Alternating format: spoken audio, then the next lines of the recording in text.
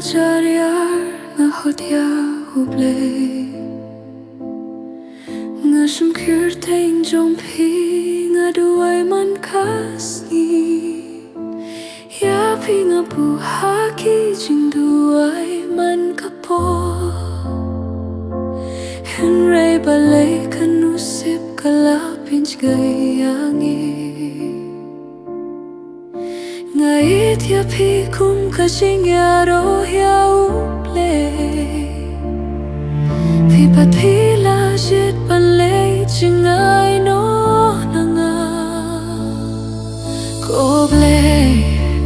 kay bangale bakla balay bay jungai la jingai nanga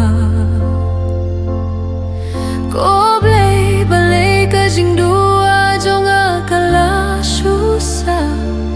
ita ibanga ite ila jingai no nanga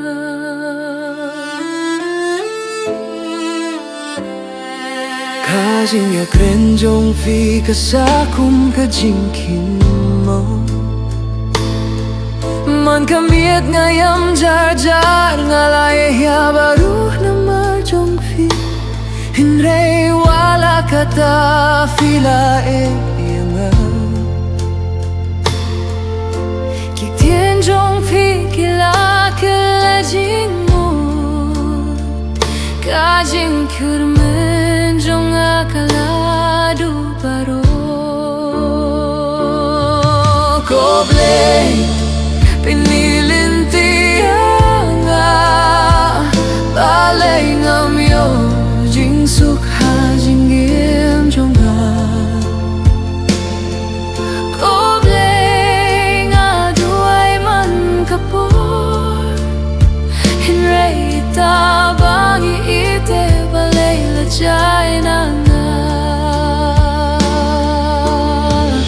lada ka jingieit ka long ka pop dengan tiếng ca jing si tôm tăng ban tip hato ka jingsngewsih jong ka long Khlem jing mut ngadang ap hang tahi ja kaba pi yanga